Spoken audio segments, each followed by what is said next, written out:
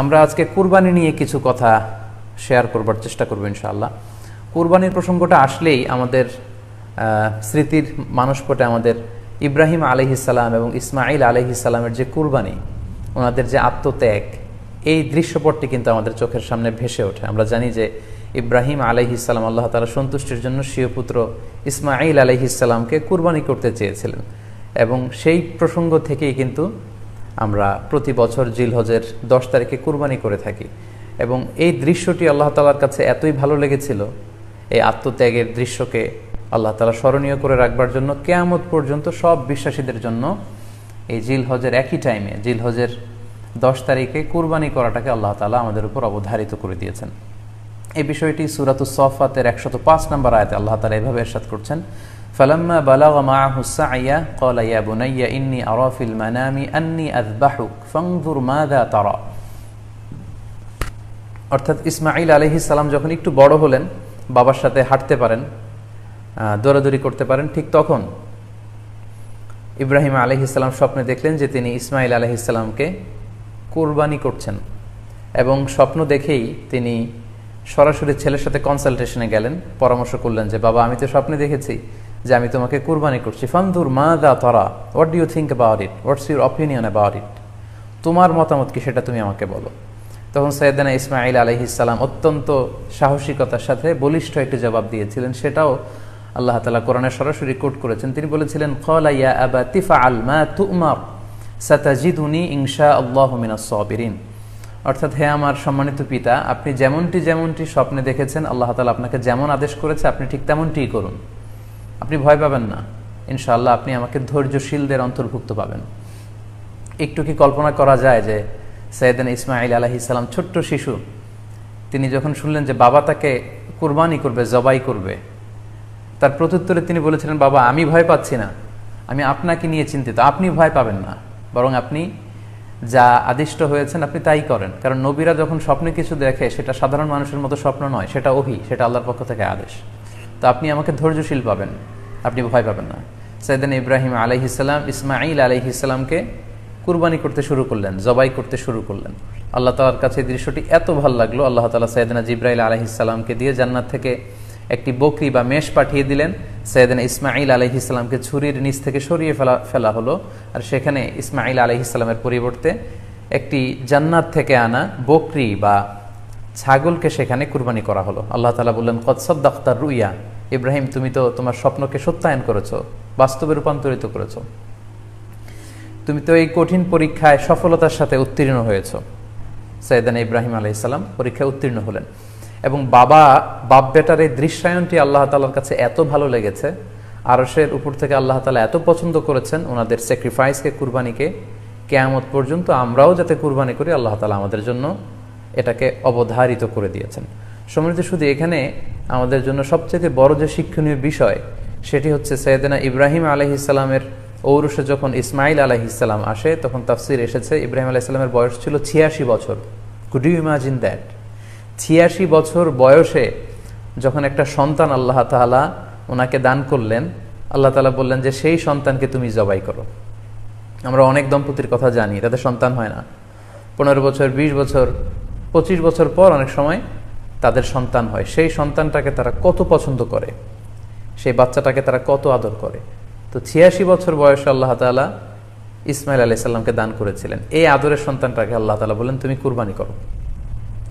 কারণ এই বয়স্ক অবস্থায় যখন ইব্রাহিম আলাইহিস সালাম ইসমাঈল আলাইহিস সালামকে পেয়েছিলেন, তখন তিনি হৃদয়টাকে উজাড় করে দিয়ে নিজের ছেলেটাকে ভালোবাসতে শুরু করলেন, এবং হৃদয়ের ভালোবাসার জায়গাটার মধ্যে যে সিংহাসন, সেই সিংহাসনে তিনি ইসমাঈলকে বসিয়েছিলেন। আল্লাহ তাআলা চেয়েছিলেন যে ইসমাঈলকে সেখান থেকে সরিয়ে ওই ভালোবাসার সিংহাসনের জায়গাটাতে তুমি যেন আল্লাহ তাআলাকে স্থান দাও, এবং সেই পরীক্ষাটাই তিনি বেসিক্যালি সাইয়েদনা ইব্রাহিম আলাইহিস সালামের কাছ থেকে করেছিলেন, এবং সেই পরীক্ষায় সাইয়েদনা ইব্রাহিম আলাইহিস সালাম সফলতার সাথে উত্তীর্ণ হয়েছিলেন। অর্থাৎ আল্লাহ চেয়েছিলেন যে তোমার হৃদয়ের ভালোবাসার সবচাইতে বড় জায়গাটা হচ্ছে ইসমাঈলের, তোমার পুরো হৃদয়টা জুড়ে আছে ইসমাঈল, আমি চাই তুমি আমার সন্তুষ্টির জন্য এই ইসমাঈলকে বিলিয়ে দাও, এই ইসমাঈলকে কুরবানি করে দাও। সম্মানিত শুধু এই স্টোরিটা থেকে আমাদের জন্য শিক্ষা হচ্ছে যে সাইয়েদনা ইব্রাহিম আলাইহিস সালামের হৃদয়ের সবচাইতে পছন্দনীয় বিষয়টা ছিল ইসমাঈল। তিনি ইসমাঈল আলাইহিস সালামকে, নিজের ছেলেকে বেশি পছন্দ করতেন। ইব্রাহিম আলাইহিস সালামের হৃদয়ে যেমনি ইসমাইল ছিল, আমাদের প্রত্যেকের হৃদয়ে কিন্তু এরকম এক একটা ইসমাইল আছে, কল্পিত ইসমাইল, রূপক ইসমাইল। আমাদের কারো হৃদয়ের ইসমাইল হচ্ছে আমাদের টাকা পয়সা, আমাদের কারো হৃদয়ের ইসমাইল হচ্ছে আমার ব্যাংক ব্যালেন্স, আমাদের কারো হৃদয়ের ইসমাইল হচ্ছে আমার দামি গাড়ি, আমাদের কারো হৃদয়ের ইসমাইল হচ্ছে আমার দামি গাড়ি, আমাদের কারো হৃদয়ের ইসমাইল হচ্ছে আমাদের যশ, খ্যাতি, আমাদের ক্ষমতা, প্রতিপত্তি, এগুলো। আল্লাহ তাআলা চান আমাদের প্রত্যেকের যার যার হৃদয়ের ইসমাইল যেটা, সেটাকে আমরা আল্লাহ তাআলার সন্তুষ্টির জন্য উৎসর্গ করতে পারবো কিনা, আল্লাহ তাআলার খুশির জন্য, সেরেফ শুধুমাত্র আল্লাহ তাআলার জন্য আমার হৃদয়ের ইসমাইলটাকে আমি স্যাক্রিফাইস করতে পারবো কিনা। এই শিক্ষাটা দেওয়ার জন্যই বেসিক্যালি আল্লাহ তাআলা এই কুরবানিকে আমাদের জন্য প্রেসক্রাইব করেছেন। আল্লাহ তাআলা চান যে আমাদের হৃদয়ের পুরো জায়গাটা জুড়ে যেন আল্লাহ তাআলার সন্তুষ্টি, আল্লাহ তাআলার ভালোবাসা, আল্লাহকে যে আমরা ফিল করি, আল্লাহকে যে আমরা ভয় পাই, সেই জায়গাটাতে যেন আমরা আল্লাহ তাআলাকে রাখতে পারি। এটাই মূলত আল্লাহ তাআলা আমাদের কাছ থেকে চান। এবং আমাদের জীবনের সব কাজগুলোই হবে শুধুমাত্র কেবলমাত্র আল্লাহ তাআলার সন্তুষ্টির জন্য। এজন্য বিশ্বনবী সাল্লাল্লাহু আলাইহি ওয়াসাল্লামকে কিন্তু আল্লাহ রাব্বুল আলামিন শিখিয়ে দিয়েছেন যে কুল ইন্না সলাতি ওয়া নুসুকি ওয়া মাহইয়ায়া ওয়া মামাতি লিল্লাহি রাব্বিল আলামিন। হে নবী, আপনি বলুন যে আমার নামাজ, আমার কুরবানি, আমার জীবন, আমার মরণ সবটাই তো আল্লাহর জন্য। তাই আমাদের হৃদয়ে যদি আমরা আল্লাহকে স্থান দিতে পারি, আমাদের সব কিছু, সাইয়েদনা ইব্রাহিম আলাইহিস সালাম যেমনি নিজের প্রিয় পুত্র সন্তানকে কুরবানি করেছিলেন, ঠিক তেমনিভাবে আমাদের হৃদয়ের ইসমাইলটাকেও যদি আমরা আল্লাহ সন্তুষ্টির জন্য স্যাক্রিফাইস করতে পারি, কুরবানি করতে পারি, তাহলেই কিন্তু এই কুরবানির শিক্ষাটা আমাদের জন্য বাস্তবায়িত হবে বা সফল হবে। এবং এই শিক্ষাটা দেওয়ার জন্য আল্লাহ তাআলা এই কুরবানির বিধানকে আমাদের জন্য জারি করেছেন, যে আমাদের হৃদয়ে শুধু আল্লাহ তাআলার ভয় থাকবে। এবং এই যে আমরা কুরবানি করবে, কুরবানির রক্ত, গোশত, চামড়া কোনোটাই কিন্তু আল্লাহ তাআলার কাছে পৌঁছে না, পৌঁছে হচ্ছে আমাদের হৃদয়ের ভয়, তাকওয়াটা আল্লাহ তাআলার কাছে পৌঁছে। সূরাতুল হাজ্জের 37 নম্বর আয়াতে আল্লাহ বলছেন, লা ইয়ানালাল্লাহা লুহুমুহা ওয়ালা দিমাউহা ওয়ালাকি ইয়ানালুহুত তাকওয়া মিনকুম। এই কুরবানির রক্ত, কুরবানির গোশত, এগুলো তো আল্লাহর কাছে পৌঁছে না, আল্লাহর কাছে পৌঁছে হচ্ছে তোমাদের তাকওয়া।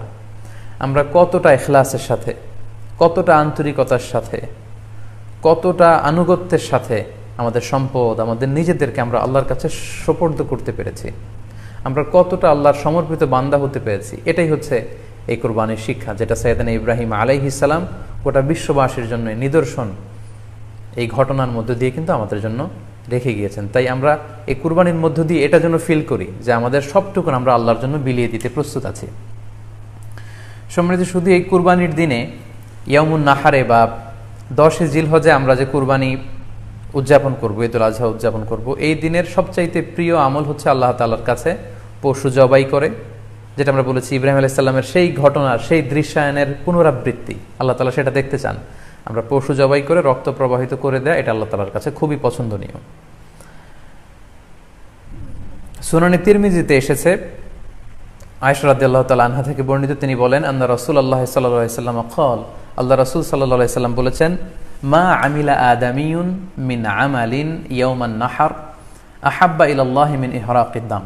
অর্থাৎ ইয়াউমুন নাহারে 10 জিলহজে পশু কুরবানি দিয়ে সে পশুর রক্ত প্রবাহিত করে দেওয়ার চেয়ে শ্রেষ্ঠ কোনো আমল আর আল্লাহর কাছে হতে পারে না, এর চেয়ে কোনো প্রিয় আমল আল্লাহর কাছে নেই।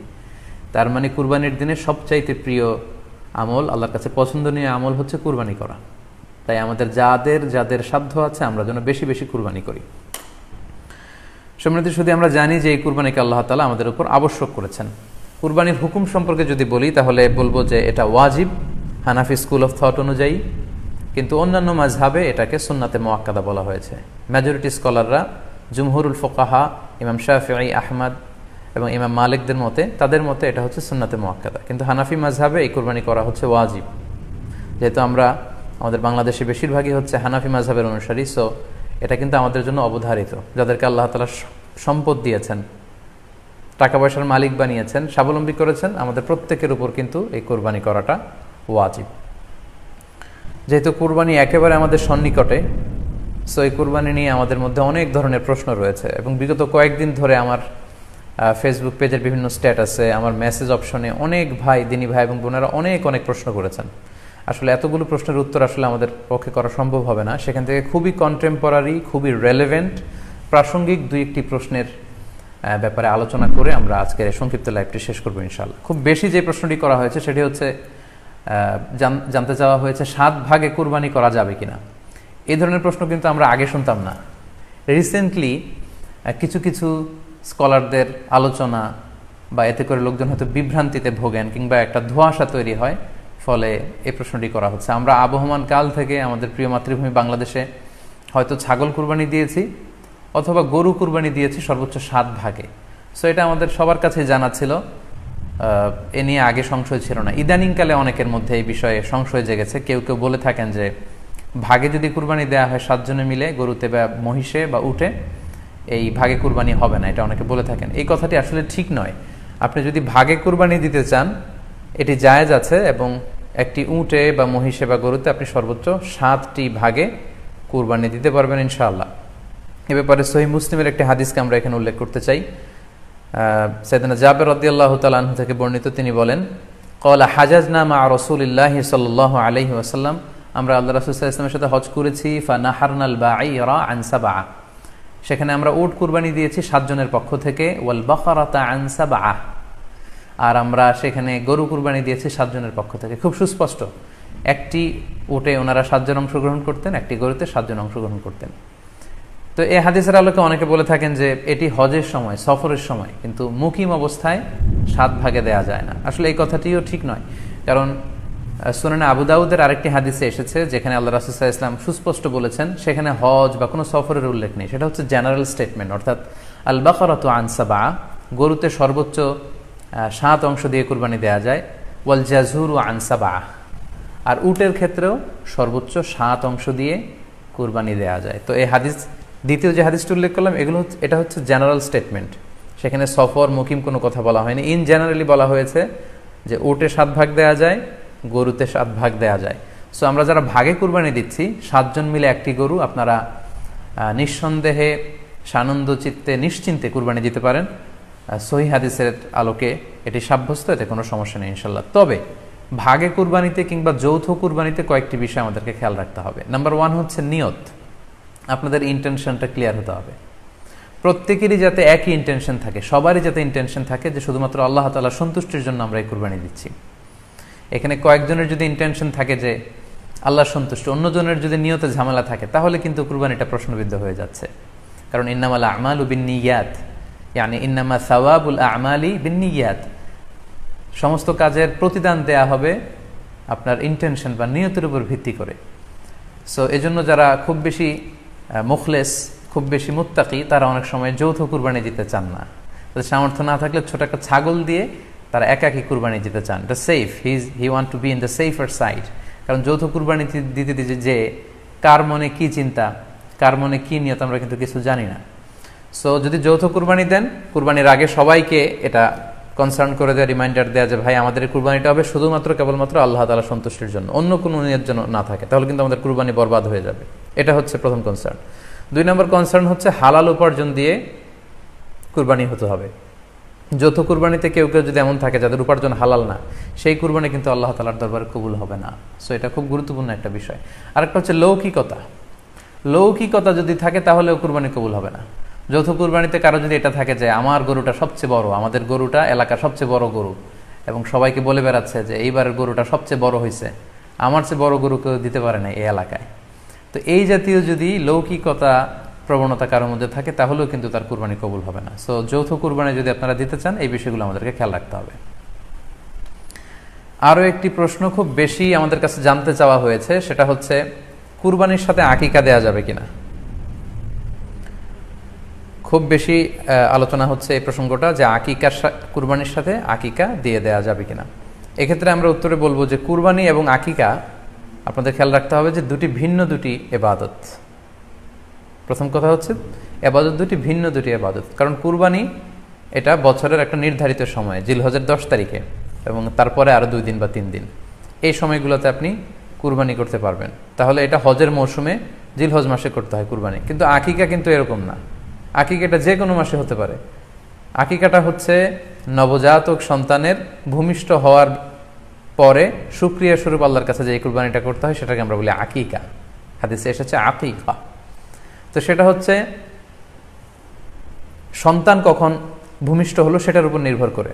কারো সন্তান রমাদানে হতে পারে, কারো সন্তান জিলহজ মাসেও হতে পারে, শাওয়ালে হতে পারে, রজাবে হতে পারে। সন্তান যেদিন জন্মগ্রহণ করবে তার